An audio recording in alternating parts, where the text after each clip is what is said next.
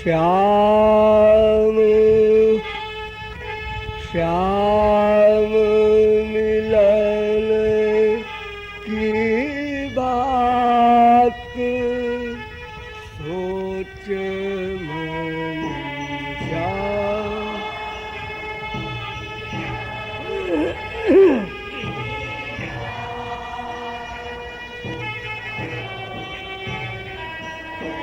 श्याम मिलन की बात सोच मन श्याम।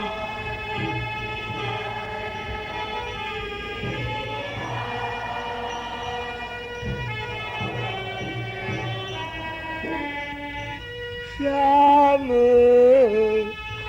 श्याम मिलन की बात सोच मन।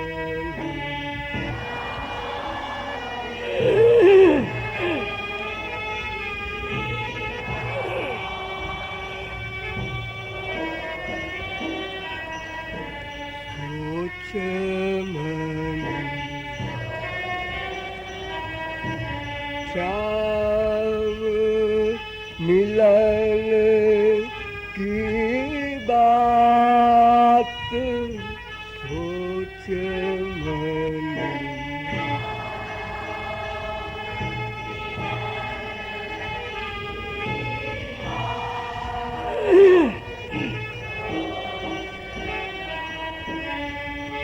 श्याम मिलन की श्याम मिलन की बात सोच मन। राधे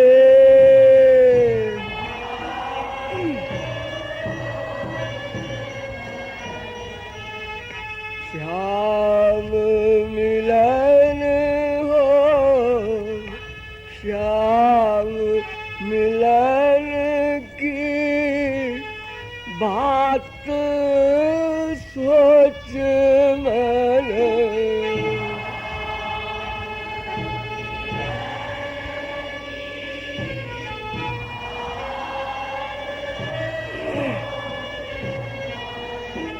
श्याम मिलन की बात सोच मन श्याम।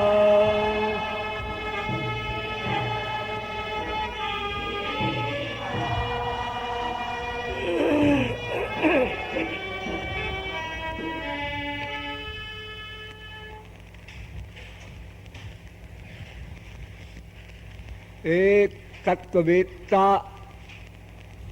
अपने मन से कहता है, अरे मन, श्याम मिलन की बात सोच।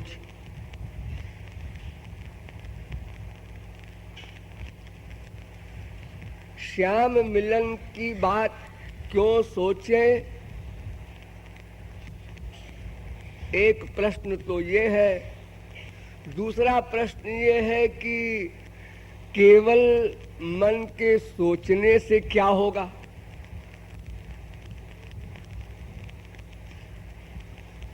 लोग कहते हैं भाई मन मोदक खाने से पेट नहीं भरेगा,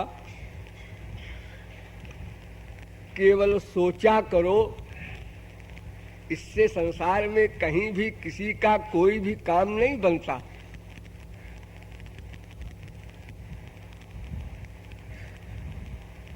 और फिर इसका परिणाम क्या होगा? अगर मन श्याम मिलन की बात सोचे तो इसका रिएक्शन क्या होगा? ये सब प्रश्न इस लाइन से उठते हैं। संक्षेप में समझ लीजिए। श्याम मिलन की बात क्यों सोचना है? इसलिए कि हम अपने लक्ष्य को प्राप्त कर सकें। हमारा लक्ष्य क्या है, केवल एक वाक्य में समझ लीजिए।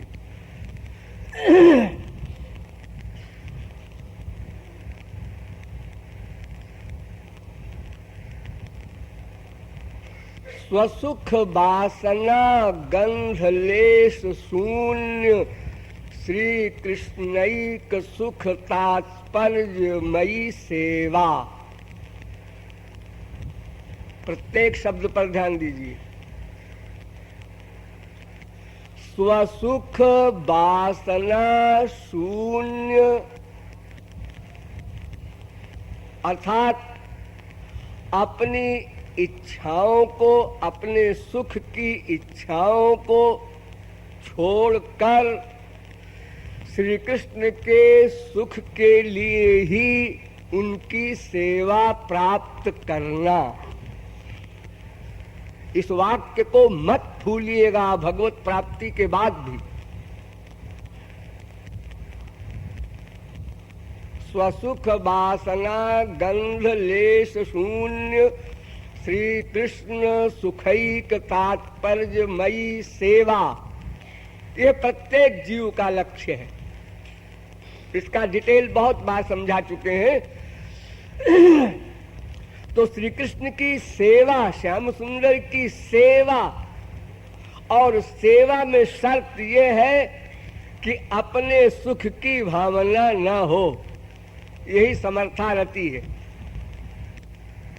यही गोपी प्रेम है, यही विशुद्ध प्रेम है, यही निष्काम प्रेम है, यही अविरल भक्ति है, यही निर्भया भक्ति है, यही विशुद्धा भक्ति है, यही अनपायिनी भक्ति है। अनेक नाम है।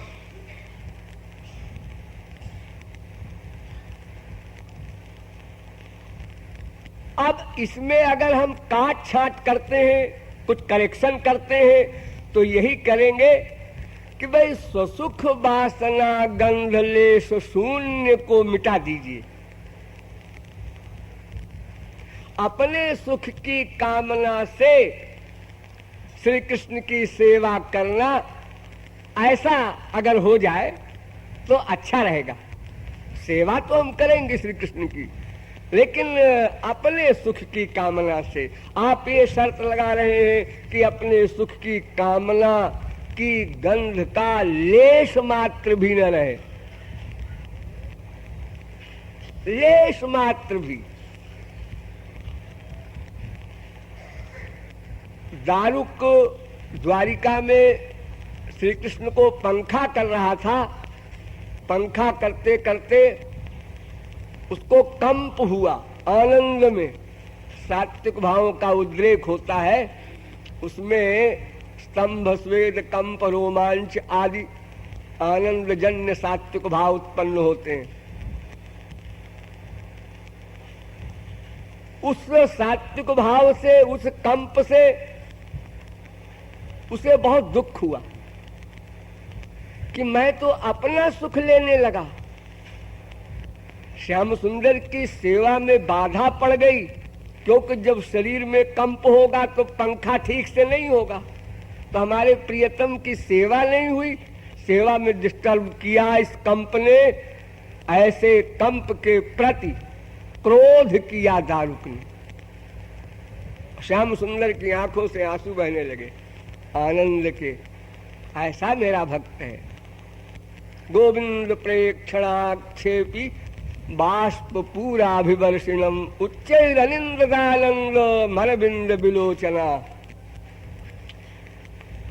श्याम सुंदर के सुख को ही सिद्धांत में सामने रखना है प्रतिक्षण,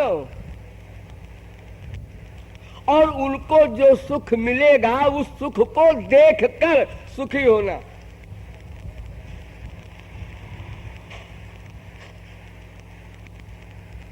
हम लोगों का अनादिकाल का एक स्वभाव है, अपने ही स्वार्थ के लिए प्रत्येक संकल्प, प्रत्येक चिंतन, प्रत्येक चेष्टा, प्रत्येक क्रिया करना, ये हमारा स्वभाव रहा। अनादिकाल से यही स्वभाव रहा एकमात्र। ये सर्वविदित है, आप सब लोग जानते हैं, गधे भी जानते हैं। नवा अरे सर्वस्य कामाय सर्वम प्रियम भवत्यात्मनस्तु कामाय सर्वम प्रियम भवति। अपने सुख के लिए ही सबकी प्रियता होती है। कहने के लिए आप माँ से, बाप से, बेटे से, बीवी से, पति से प्यार करते हैं, लेकिन क्यों? जब ये क्वेश्चन आता है तो फिर आपको चुप रहना पड़ेगा, आप उत्तर नहीं दे सकते, क्योंकि उसका अगर वास्तविक उत्तर है तो एक है, अपने स्वार्थ के लिए। और ये बात अगर माँ बाप बेटा स्त्री पति कोई सुनेंगे तो फिर अकांड कांड खड़ा हो जाएगा कि आप स्वार्थी हैं, अपने स्वार्थ के लिए हमसे प्यार करते हैं। हम तो समझ रहे थे कि आप हमारे लिए प्यार करते हैं, हमारे सुख के लिए। एक सिद्धांत याद रखिए, जब तक जीव को अपना सुख, अपना अर्थात मैं का, मैं माने आत्मा, आत्मा का सुख, अनंत आनंद, अनिर्वचनीय, अपौरुषेय परमानंद, अनलिमिटेड हैप्पीनेस, स्पिरिचुअल, संसारी नहीं, वो जब तक न मिल जाएगा तब तक हमारा मन सोच ही नहीं सकता दूसरे के स्वार्थ का कोई मामला, सोच ही नहीं सकता, स्वप्न में भी एक बार भी।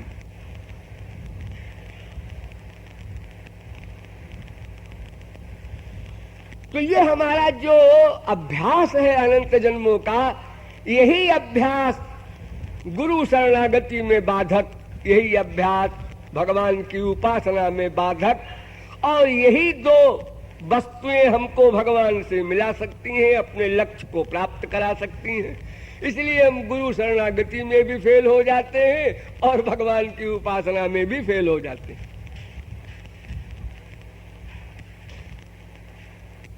शरणागति में केवल एक यही बाधा है, वो ऐसी प्रैक्टिस, ऐसी आदत बन गई है कि जरा भी असावधान हुआ कि वो आ गया पिछला अभ्यास। तो अपने स्वार्थ के लिए ही प्रत्येक जीव वर्क करता है, और इस क्षेत्र में उसे काटना है, बिल्कुल उल्टा है। श्याम सुंदर के सुख के लिए ही उनका मिलन प्राप्त करना है, उनसे मिलना है। मिलना लक्ष्य नहीं है। ध्यान दीजिए, आम लोग ये समझते हैं भगवान के दर्शन हो जाए, भगवत प्राप्ति हो जाए। भगवत प्राप्ति क्या करोगे करके? भगवत प्राप्ति तो बड़ी छोटी सी चीज है। भगवत प्राप्ति तो सच पूछो तो सबको नेचुरल है, करना वाला नहीं है। या आत्मनि तिष्ठति, वेद का चैलेंज है कि प्रत्येक आत्मा में परमात्मा रहता है। आत्मनि योग क्षरे तिष्ठन, कांड शाखा में योग क्षरे तिष्ठन कहा, योग विज्ञाने तिष्ठन कहा, और माध्यन्दिनी शाखा में या आत्मनि तिष्ठति कहा। वो आत्मा में रहता है। या आत्मान मंत्रो यमयति, खाली रहते ही नहीं है, आत्मा को चेतनत्व प्रदान करता है, शक्ति प्रदान करता है। उसकी शक्ति से ही फिर ये अंतःकरण और इंद्रियां वर्क करती हैं। जो आप देखते हैं, सुनते हैं, सूंघते हैं, रस लेते हैं, स्पर्श करते हैं, सोचते हैं, डिसीजन लेते हैं, ये जितने वर्क आप लोग करते हैं, ये सब उस परमात्मा की शक्ति से होता है। यहां तक कि जो आप लोग स्वप्न देखते हैं वो भी परमात्मा के द्वारा होता है। ये स्वप्न में जो जो संकल्प आप करते हैं, नींद में, सपने में, ये जीव संकल्प करने की शक्ति नहीं रखता है। सत्य संकल्प ये भगवान में ही एकमात्र शक्ति है। और जब आप गहरी नींद में सोते हैं तब भी वही आत्मा में रहने वाला परमात्मा आत्मा का आलिंगन करता है, जिसे आप कहते हैं बड़े सुख से सोया न किंचित हम अवेदिशम। तो परमात्मा की प्राप्ति तो ऑलरेडी है ही है सबको, सर्वव्यापक भी है, वैसे भी है आपकी इंद्रियों में, मन में, बुद्धि में, आत्मा में, सर्वत्र आयतनात्मिदग्वम सर्वम वेद कहता है। वो तो ओतश्च प्रोतश्च वेद कहता है। जैसे दूध में घी व्याप्त है, जैसे तिल में तेल व्याप्त है, ऐसे ही वो सर्वत्र व्याप्त है और आप में भी व्याप्त है। तो प्राप्त को क्या प्राप्त करना है? तो भगवत प्राप्ति आपकी कोई बड़ी चीज नहीं है, वो तो है ही है। और अगर आप कहें कि उसकी अनुभूति नहीं हो रही है, ऐसी प्राप्ति हम चाहते हैं, तो ठीक है, लेकिन वो भी कोई बड़ी चीज नहीं। आप लोगों ने रामायण तो पढ़ा होगा, गीता पढ़ा होगा, भागवत पढ़ा होगा। जब जब भक्त के सामने भगवान सशरीर प्रकट हुए, सगुण सविशेष साकार रूप में रामकृष्ण बनकर, क्या किसी भक्त ने कहा हाँ, अच्छा आप आ गए, थैंक यू, हो गया, काम खत्म हो गया, काम खत्म हो गया? बस यही हम चाहते थे, आपके दर्शन हो जाए। दर्शन चाहते थे। दर्शन का दो एम हो सकता है, या तो वो छुट्टी चाहता है दुखों से, और या तो सेवा चाहता है। दर्शन का मतलब जैसे हमने किसी व्यक्ति को बुलाया, और रमेश इधर आओ, आया, कहिए, और चुप हो जाए। उसके बाद आपका स्क्रू ढीला है क्या? हमको बुलाया हो, कुछ बोलते नहीं, अरे क्यों बुलाया हमको? या तो आत्यंतिक दुख निवृत्ति के लिए बुलाया, और या तो श्याम सुंदर की सेवा के लिए बुलाया। तो बजाय आत्यंतिक दुख निवृत्ति के और सेवा के, उसने तीसरी चीज कह दिया। क्या तीसरी चीज? हमको निष्काम प्रेम दीजिए, अविरल भक्ति दीजिए, अविरल भक्ति विशुद्ध तव, श्रुति पुराण जेहि गावो, जेहि खोजत जोगी समुनि, और प्रभु प्रसाद को पाओ, तो देहु दया करि राम। हमको भक्ति दो। क्या करोगे भक्ति लेके? ये हमारी प्राइवेट बात है, कुछ भी करें। अब आप दर्शन दिए हैं, आए हैं, और आप पूछते हैं काम बताओ, क्यों बुलाया हमको? तो बता रहा हूं, भक्ति दीजिए। हम क्या करेंगे भक्ति से? इससे आपसे क्या मतलब? आपको सामान देने से मतलब? हमारी बात है, तो हम भक्ति का क्या उपयोग करेंगे? तो भक्ति शब्द का अर्थ ही है सेवा का सामान। भज सेवायाम धातु होती है संस्कृत में, उसी से भक्ति शब्द बनता है। यानी भगवान की एक ऐसी पावर है जिसको पा करके हम जब चाहे भगवान को, जहां चाहे वहां, जैसे चाहे वैसा हम नचा सकते हैं।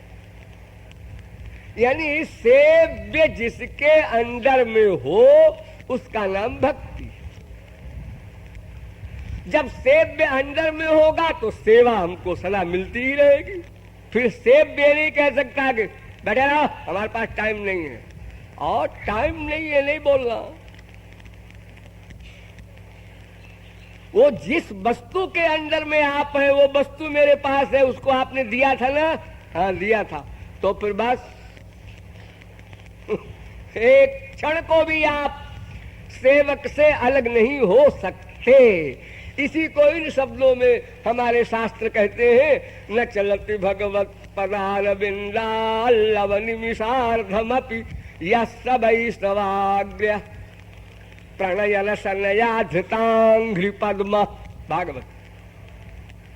वो जैसे पतंग को डोरी ने पकड़ रखा है, सदा पकड़ रखा है, पतंग की अपनी कोई सत्ता नहीं, डोरी ही उसका अधिकारिणी है और उसी के अंडर में चलेगा। इसी प्रकार उस भक्ति के अंदर में भगवान रहता है, तो उसका भी अभिप्राय वही हुआ, सेवा। तो आत्यंतिक दुख निवृत्ति की कामना करना भगवत प्राप्ति के बाद, ये तो भोलापन है, अल्पज्ञता है, नासमझी है। क्योंकि अगर हमको सेवा मिली तो इसका मतलब भक्ति मिली, और अगर भक्ति मिली तो उसकी नौकरानी मुक्ति तो अपने आप पीछे पीछे हाथ जोड़े खड़ी रहती है, हमको भी ले लो, तुझको ले लेंगे, एक सेकंड को बिल्कुल नहीं। अच्छा, सगुण साकार वाली मुक्ति कहती है हमको तो ले लो, साष्टी मुक्ति, सालोक मुक्ति, सारूप्य मुक्ति, ये 4 मुक्तियां कहती हैं हमको स्वीकार कर लो। साष्टी, सामीप्य, सालोक्य, सारूप्य, इन चारों मुक्तियों को भी कह दिया, एक शर्त पर तुमको ले सकते हैं, क्या? हमारी सेवा में डिस्टर्ब नहीं करना। हम तुम्हारा एकदम अपमान नहीं करते 100%, लेकिन तुम्हारा अधिकार हो हमारी सेवा पर, ऐसी हम चारों मुक्तियों को नहीं चाहते। तो मुक्तियां कहती है महाराज आप चाहो चाहे न चाहो, हम तो आपके गले पड़ी गए, क्योंकि अब माया का बंधन तो होगा नहीं उस महापुरुष को। जब भगवान उसके अंदर में, तो माया सामने नहीं आ सकती, तो माया का बंधन कभी हो ही नहीं सकता, तो मुक्ति तो ऑटोमेटिक है ही है। इसलिए संत लोग कहते हैं भक्ति करत सोई मुक्ति गोसाई आन इच्छित। यानी इच्छा नहीं किया, मांगा नहीं, चाहा नहीं, लेकिन वो है, हो गई। जैसे यहाँ अंधेरा है, हम आप लोगों को देखना चाहते हैं, तो हमने ये कह दिया कि आप लोग दिखाई पड़े, ऐसा कुछ करो भाई, तो प्रकाश कर दिया, अब आप लोग दिखाई पड़ गए, अंधकार तो चला ही गया, उसको क्या मांग रहे हो फालतू। अरे एक रोचक कथा आप लोग 1000 बार सुने हैं, सत्यवान सावित्री का।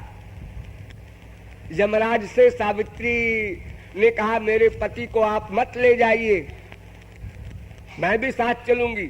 यमराज ने कहा स्पिरिचुअल लॉ चेंज नहीं हो सकता तुम्हारे लिए, तुमको हम नहीं ले जाएंगे, तुम्हारे पति को ले जाएंगे। पति को छोड़कर तुम्हें जो कुछ मांगना हो मांग लो, स्वराज्य, साम्राज्य, वैराज्य सब देने को तैयार है। तो सावित्री बड़ी चतुर थी, उसने कहा कि आप देंगे, वचन दे रहे हैं, बिल्कुल पक्का। यमराज कोई संसारी पावर वाला नहीं है, स्पिरिचुअल पावर वाला है। अनंत कोटि ब्रह्मांड के जितने यमराज हैं ये सब भगवान के सर्वेंट हैं। यमो यमयताम हम। तो सावित्री ने कहा तो फिर ठीक है, मेरे 100 बच्चे हो, 100 लड़के हो, लड़के। उन्होंने कहा जाओ, दिया, लौट जाओ। यमराज तुमको इतनी अकल नहीं है कि 100 लड़के कैसे होंगे बिना पति के। अगर 1 वर्ष में भी 1 लड़का होगा तो भी 100 वर्ष की आयु तो अब पक्की रजिस्टर्ड हो ही गई। तो उसी प्रकार अगर किसी को श्री कृष्ण की भक्ति मिल गई तो फिर मुक्ति तो अपने आप हो गई, उसको मांगने की आवश्यकता क्या। हाँ, मुक्ति तो वे लोग मांगेंगे जिनको भक्ति से कोई सेवा आदि का लक्ष्य ही न हो। याद रखिएगा, भक्ति के बिना मुक्ति नहीं हो सकती, चाहे वो कर्मी हो, ज्ञानी हो, तपस्वी हो, योगी हो, कोई भी हो। साधक सिद्ध विमुक्त उदासी कवि कोविद कृतज्ञ सन्यासी योगी सूर सुतापस ज्ञानी अधर्म निरत पंडित विज्ञानी, ताराई न बिनु से ये मम स्वामी, राम नमामि नमामि नमामि। जिमि थल बिनु जल रही न सकाई, कोटि भांति को करई उपाई, तथा मोक्ष सुख सुनु खगराई, रही न सकई हरि भगति बिहाई। मोक्ष कारण सामग्र्याम भक्तिरेव गरीयसी, भक्ति के बिना मुक्ति का प्रश्न ही नहीं। तो भोले भाले लोग मुक्ति चाहते हैं, केवल मुक्ति, और जो समझदार है वे भक्ति चाहते हैं, मुक्ति की तरफ देखते ही नहीं, क्योंकि वो तो अंडरस्टूड है, अपने आप हो जाएगी। अपने आप होने वाली चीज का ये एहसान क्यों लो भगवान से, सीधी सी बात। इसलिए अपने सुख की कामना का परित्याग करना ही होगा। ये बात आप लोग चाहे आज मान ले और चाहे इसी प्रकार अनंत जन्म तक बाबाओं के प्रवचन सुने और फिर कभी माने, एक दिन यह बात माननी पड़ेगी, तभी आध्यात्मिक जगत का ABCD प्रारंभ होगा। गांठ बांध लीजिए, स्वर्ण अक्षरों में लिख लीजिए। और अगर आप कहें कि अभी नहीं जल्दी है तो ठीक है, ऐसी कोई बात नहीं है, भगवान को क्या जल्दी है। जब आपको जल्दी नहीं है तो भगवान को क्या परेशानी है कि वो जल्दबाजी करे आपके साथ। लेकिन सिद्धांत अकाट्य यही है कि जब भी आपको परमार्थ की कामना जागृत हो तो फिर स्वार्थ की कामना का परित्याग करना होगा। यहीं पर गाड़ी रुकी है। भगवान की भूख जिसे आप कहते हैं, श्रद्धा जिसे कहते हैं, विश्वास जिसे कहते हैं, ये सब चीजों का आधार यही है। यहीं पर गाड़ी रुकी है। गुरु जी के पास बहुत बार गए, श्रद्धा नहीं हुई, विश्वास नहीं हुआ, यानी 100% नहीं हुआ। आगे बढ़ा पीछे हटा, आगे बढ़ा पीछे हटा, ये जोकरी बहुत बार हुई, लेकिन वो स्थायी नहीं हुआ। ये सब गड़बड़ हमारे अंतःकरण की है। ये संसार खतरनाक है। दोष देते हैं हम लोग बाहर के संसार का, हमारी बीवी ऐसी है, हमारा बेटा ऐसा है, हमारा पति ऐसा है, हमारा बाप ऐसा है, हमारा पड़ोसी ऐसा है, हमारा देश ऐसा है। अरे क्या बकबक करते हो, ये तो भगवान का बनाया हुआ है, इसको गाली क्यों दे रहे हो? ये तो तुम्हारे प्रियतम का बनाया हुआ जगत है, सत्य है, इसमें तुम्हारा प्रियतम नित्य व्याप्त है, इसकी बुराई मत करो। अनन्य भक्ति ही तुम्हारी नहीं बनेगी अगर बुराई करोगे तो। सो अनन्य गति जाके मति न टरे हनुमंत, मैं सेवक सचराचर रूप राशि भगवंत। उमाज राम चरण रत विगत काम मद क्रोध, तो निज प्रभु मय देख ही जगत।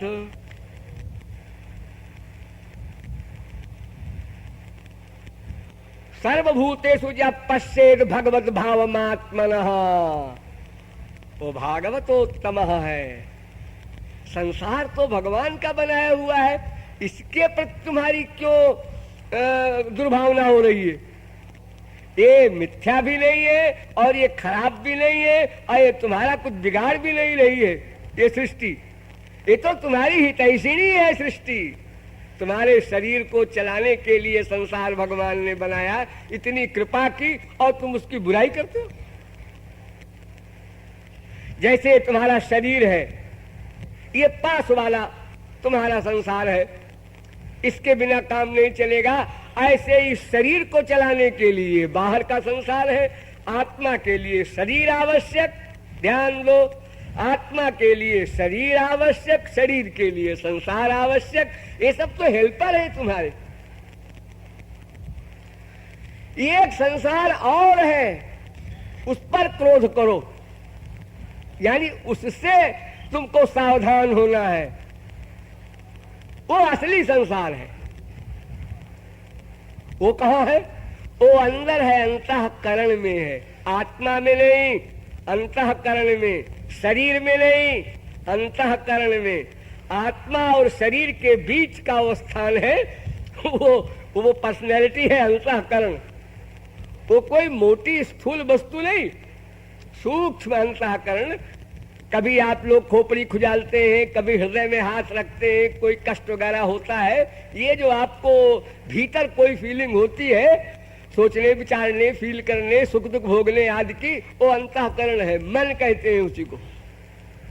वो मन में संसार जो है, बस वही संसार भयानक खतरनाक, उसी ने बिगाड़ा है तुम्हारा अनंत पूर्व काल। वो क्या है? यही, बस यही। क्या? कि तुमने स्वार्थ से ही नाता रखा और स्व को समझा शरीर।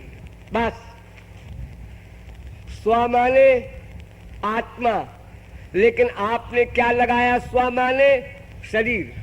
पहली मिस्टेक। अब जब ये मिस्टेक हो गई तो स्व का जो अर्थ है, स्व का जो मतलब है, वो भी बदल गया। आत्मा का मतलब परमात्मा से था, वो आप लगा ही नहीं सकते अर्थ, क्योंकि आपने स्व का अर्थ रखा, लगाया है शरीर। तो शरीर का मतलब संसार से हल होगा, इसलिए आप संसार की ओर भाग पड़े, बिना सोचे विचारे भागते चले जा रहे हैं। कोई महापुरुष आया, तुलसी, सूर, मीरा, कबीर, नानक, तुकाराम, अरे सुनो भाई, ठहरो, कहाँ जा रहे हो? मेरे पास टाइम नहीं सुनने का, जल्दी पहुंचना है। कहाँ? आनंद नगर। अरे तो आनंद नगर इधर कहाँ है मूर्खानंद? अरे तुम्हारे शरीर के दो चार आदमी बकबक करे वो हम सुने, या करोड़ों भाग रहे हैं वो सुने?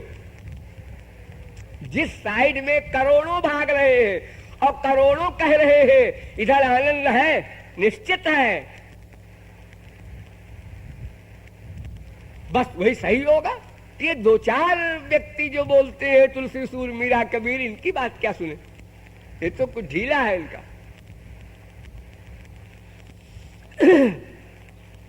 तो ये जो भीतर का संसार है वासनात्मक, जहां हम संसार की वासना बनाते हैं, वासना शब्द में संसार जोड़ देना, खाली वासना नहीं, यही अंतःकरण भगवान की सेवा की वासना बनाएगा और यही अंतःकरण आपको परमहंसों से आगे ले जाएगा। उसकी बुराई न करो अंतःकरण की। इस अंतःकरण में ये जो संसार की वासना हमने बनाया, ममता संसार से किया वासना के कारण, ये मेरी माँ, मेरा बाप, मेरी बीवी, मेरा बेटा, मेरा धन, ये मेरा मेरा करके जो हमने मटेरियल जगत में अपनत्व कायम किया, ये वासना हमारी डेंजरस है और यही संसार है और यही माया है और यही खतरा है, सब कुछ यही है। बाहर कहीं मत देखो, कोई गड़बड़ नहीं है, सब स्क्रू सही है। स्क्रू ढीला तुम्हारा भीतर वाला है, अगर ये ठीक हो जाए तो बाहर सर्वा सुखमया दिशा, सब मंगल ही मंगल, आनंद ही आनंद। जिसने ये अंदर की जागतिक वासना को मिटा दिया या उसको डाइवर्ट करके ईश्वरीय बना दिया, वो क्या कहता है? ईशावास्यविदग्धं सर्वं यत्किंच। जो कुछ भी विश्व में दिखाई पड़ता है या नहीं दिखाई पड़ता, स्वर्गादिक लोक, ये सब कुछ नहीं है, सब आनंद ही आनंद है, ब्रह्म ही ब्रह्म है। श्री राम माय सब जग जानी। सारा संसार सीताराम राधा कृष्ण वासुदेव सर्वमिति समहात्मा सुदुर्लभा। गीता। वासुदेवात् परो ब्रह्मन् न चान्योर्थोस्ति कश्चित्। कोई और तत्व है ही नहीं, कोई चीज ही नहीं है। अगर कहो माया का सामान, उसमें भगवान व्याप्त। अगर कहो जीव, उसमें भगवान व्याप्त। और फिर और इसके अतिरिक्त संसार में है क्या? अरे जड़ वस्तु है, चेतन है। जड़ चेतन ये दो ही तो है। विज्ञानम चा विज्ञानम च, इसी को वेद कहता है कि स्वयं भगवान ही संसार बना। सो कामयत प्रसा तपो तप्यत, और तपश्चर्या उसकी यही यस्य ज्ञानमयं तपः। और ये जो कुछ उसने बनाया या प्रकट किया, फिर बना करके तदेवानुप्राविशत, उसमें प्रविष्ट हो गया। ध्यान दीजिए, ये जीव कितना सूक्ष्म है, इसकी कोई परिभाषा नहीं कर सका अब तक। वेद ने भी नहीं किया, हो ही नहीं सकती। वेद की परिभाषा जरा आप सुनिए, हंसेंगे। अणु, अणु प्रमाणात। अणु, अरे अणु माने क्या होता है जी? अणु माने सूक्ष्म। सूक्ष्म, अरे सूक्ष्म तो तमाम वस्तुएं हैं। ये कैसा सूक्ष्म है जीव कि इतने जीव मर रहे हैं, हजारों घेरे हुए हैं, किधर से चला गया कोई नहीं देखता। ऐसा कैसा सूक्ष्म? छोटी सी लाइट भी अगर कहीं जाती हो अंधेरे में तो दिखाई पड़ती है, ये लाइट जा रही है, ये लाइट जा रही है। और इतने विश्व के वैज्ञानिक, इतने स्पिरिचुअल मैन, ईश्वर को मानने वाले, सबने देखना चाहा कभी तो वो जीव दिखाई पड़ जाए। एष आत्मा निष्क्रामति चक्षुषो वा मूर्धनो वा। आंख से, कहीं मुख से, कहीं कान से, और बड़े बड़े महापुरुषों के सिर से ये जो आत्मा निकलती है तो ये कहीं दिखाई नहीं पड़ती। शीशे में बंद कर दिया वैज्ञानिकों ने कि शीशे से निकलेगी तब तो दिखाई पड़ेगी। इतनी सूक्ष्म है कि दिखाई नहीं पड़ती। तो वेद ने परिभाषा लिखी, बालाग्र शतभागस्य शतधा कल्पितस्य च भागो जीवस्य विज्ञेयः सचानन्त्याय कल्पते। वेद कहता है ये बाल है ना, आप लोगों के बाल है सिर में, एक बाल लीजिए और एक बाल का जो अगला हिस्सा होता है, हाँ, उसके 100 टुकड़े कीजिए। अच्छा, कैसे होंगे भला 100 टुकड़े? आप जैसे भी हो कीजिए। फिर 100 टुकड़े में से एक टुकड़ा लीजिए, फिर उसके 100 टुकड़े कीजिए मोटाई में। तो 100 ही गिन करके, नहीं, सैकड़ों। इस 100 शब्द का अर्थ है वेद में अनंत टुकड़े कीजिए, अनंत। पश्येम शरदशतम जीवेम शरदशतम। इसका मतलब ये नहीं है कि 100 वर्ष कुल जीने की कल्पना मांग रहा है सतयुग में कोई साधक। वहां तो लाखों करोड़ों वर्ष की उम्र ऑलरेडी होती ही थी। ये 100 वर्ष, ये जो आप लोगों का वर्ष है 360 दिन का, 65 दिन का, ये तो अभी अभी का है, कलयुग का। कि 100 वर्ष की उम्र किसी किसी की होती है। प्राचीन काल में तो करोड़ों वर्ष की उम्र हुआ करती थी। तो शतम माने अनंत। ऐसा कोई सूक्ष्म है जीव और उसमें व्याप्त होना है ब्रह्म को। ध्यान दीजिए, तो जो व्याप्त होगा वो जिसमें व्याप्त होगा उससे भी सूक्ष्म होगा, तभी तो घुसेगा उसमें। व्याप्त होने वाला और सूक्ष्म होगा। इसलिए वेद में कहा सूक्ष्माच, ये जीव है, सूक्ष्माच तत्सूक्ष्मतरम। जीव भी सूक्ष्म, भगवान भी सूक्ष्म, लेकिन भगवान सूक्ष्म तर है। एक तर शब्द संस्कृत में जो आता है, दो में जो बड़ा हो, जिसको हमारे इंग्लिश में कहते हैं बेटर, यानी एक सूक्ष्म, इन दोनों में जो ज्यादा सूक्ष्म हो उसका नाम सूक्ष्मतर, और जब कई सूक्ष्म हो तो सबसे ज्यादा जो सूक्ष्म हो उसका नाम होता है सूक्ष्मतम। एक तरफ प्रत्यय होता है, एक धत्म प्रत्यय होता है। जो भगवान ने गीता में कहा है सर्वगुह्यतमं भूय, मेरे वचन तो गुह्य भी है, गुह्यतर भी है, गुह्यतम भी है, लेकिन ये मैं गुह्यतम कह रहा हूं, यानी इसके आगे और कोई गुप्त मत नहीं है। लेकिन जहां दो ही पर्सनैलिटी है, एक जीव एक ब्रह्म, द्वासुपर्णा सविजा सखाया, वेद कहता है, तीसरा कोई है ही नहीं। तीसरी अगर कोई चीज है तो माया है, वो जड़ है, वो चेतन ही नहीं है, प्रश्न ही नहीं उसका। तो इन दोनों में सूक्ष्माच तत्सूक्ष्मतरम विभाति, वो व्याप्त होने वाला ब्रह्म और भी सूक्ष्म है। और फिर वही सत्य तच्चा भवत निरुक्तम चा निरुक्तम चा निलयनं च विज्ञानम चा विज्ञानं च और सत्यम अभवत। ध्यान लो, सत्यम अभवत। ये सब संसार जो बनाया भगवान ने वो सत्यम अभवत, मिथ्या भवत नहीं कहा वेद ने, सब सत्य है। अरे भगवान ही बना है, इसमें असत्य क्या होगा? इसलिए बाहरी संसार को नमस्कार करो, उसके पर दुर्भावना मत लाओ, अपने मन की वासना का तिरस्कार करो, सारी गड़बड़ी उसकी है। ये भीतर के संसार को समाप्त करना है, लेकिन अनादिकाल से अब तक कोई भी किसी भी साधना से इस भीतर वाले संसार को समाप्त नहीं कर सका, न भविष्य में कर सकेगा। ध्यान दो, ये भीतर का संसार जो संसारी वासना का है, इसको कोई समाप्त नहीं कर सकता। दिन रात सोचिए, समाप्त कर दूंगा, समाप्त कर दूंगा। क्या समाप्त कर दूंगा? माँ की इच्छा, बाप की इच्छा, बेटे की इच्छा, बीबी की इच्छा, रसगुल्ला की इच्छा। ये जितनी बार तुम सोचोगे ना कि रसगुल्ला की इच्छा समाप्त कर दूं, उतनी बार रसगुल्ले की याद आएगी और इच्छा बढ़ेगी। ये समाप्त नहीं होगा और आप बीमारी बढ़ा रहे हैं अपनी। ये दवा नहीं है। जैसे आप किसी प्यारे का चिंतन करते हैं, प्यार जिसका आप जिससे हो, माँ बाप बेटा कोई, वैसे ही दुश्मनी में दुश्मन का भी चिंतन आप करते हैं।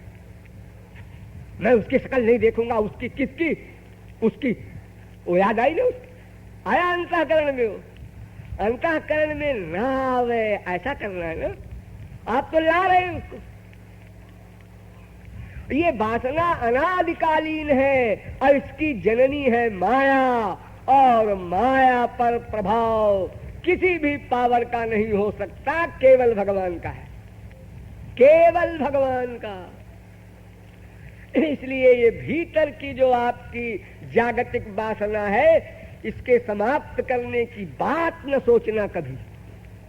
और इसी के सब ये परिवार है, काम, क्रोध, लोभ, मोह, ईर्ष्या, द्वेष। आप लोग अपने गुरुओं से जाकर कहते हैं महाराज जी और तो सब ठीक है, गुस्सा बहुत आता है, गुस्सा, क्रोध। तो क्या करें गुरुजी? अब आप गुरुजी आप गुस्सा किया कीजिए, हमको अपना स्थान दे दीजिए, यही मतलब है।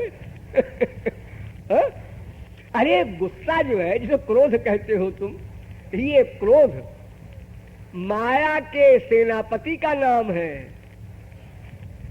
ये सब बड़े बड़े जनरल हैं माया रूपी उस अध्यक्षा की, ये बड़ी बड़ी पावर है, इन पर कोई कंट्रोल नहीं कर सकता, क्योंकि इनकी जननी वहीं जाकर खड़ी होती है माया। और माया ऐसी है कि शिव चतुरानन देख डराही, अपर जीव के ही लेखे माही।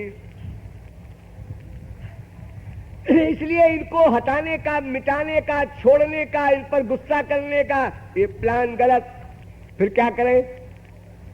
इनको डाइवर्ट कर दो, एरिया चेंज कर दो, सबको रहने दो। ममता तू भी रहे, कामना तू भी रहे, क्रोध तू भी रहे, लोभ तू भी रहे, सब रहो, किसी की दुश्मनी नहीं, किसी पर गुस्सा नहीं। इनको सबको श्री कृष्ण के एरिया में घुमा दो, बदल दो। जैसे साइकिल देखा होगा आप लोगों ने, चले भी होंगे उस पर बैठ करके, साइकिल चलती रहे, चलती रहे, आप दाहिने मोड़ दो, बाएं मोड़ दो, पीछे मोड़ दो, ये सब आप कर सकते हैं। लेकिन आप चलाएं ना साइकिल को, खड़े खड़े आप चाहें साइकिल चले तो आप गिर जाएंगे, साइकिल भी गिर जाएगी। ये मन ऐसा है कि चाहे जागतिक वासना बना लो और चाहे ईश्वरीय वासना बना लो, लेकिन ये नहीं हो सकता है कि हम इधर भी नहीं उधर भी नहीं, पेंडिंग में पड़े रहेंगे, स्थिर रहेंगे, मन का वर्क ही बंद कर देंगे। ये आपके हाथ में नहीं है, ये किसी के हाथ में नहीं। ये मन नित्य है, अनादि है, अनादि है। जैसे भगवान अनादि, माया अनादि, जीव अनादि, ऐसे मन भी अनादि।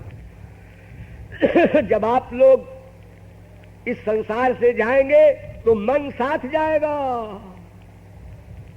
सहै वैतई सर्वैः, ये सब साथ जाएंगे। इंद्रिय मन बुद्धि सूक्ष्म रूप है इनका, ये स्थूल वाले आप संसार में छोड़ जाएंगे। लेकिन मन अगर चल न जाए तो फिर पिछला संस्कार कौन सोचे? फिर तो कोई बच्चा जीवित भी न रह सके। माँ अपने बच्चे को दूध नहीं पिला सकती, कैसे पिलाएगी? कैसे समझाएगी बच्चे को कि बच्चे देख, जब मैं स्तन तेरे मुंह में डालूं तो तू स्तन से ऐसे चूस करके दूध निकाल लेना।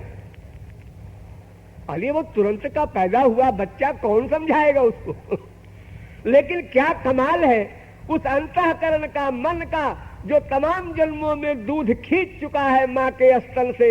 मुंह में लगाते ही स्तन बच्चे ने बड़े आराम से खींच लिया दूध को।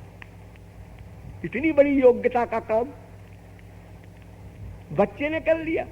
अजी बच्चे का कमाल नहीं, वो अंतःकरण है, अनंत जन्मों का उसका अभ्यास है, वो संस्कार है, उसके कारण उसने कर लिया। तो मन को डाइवर्ट करना होगा ईश्वरीय क्षेत्र में, बस यही एक उपाय है। बाकी आप ये सोचें कि हम इच्छाओं को छोड़ दें, क्रोध को छोड़ दें, लोभ को छोड़ दें, तो आप हाफ मैड नहीं है, फुल मैड है।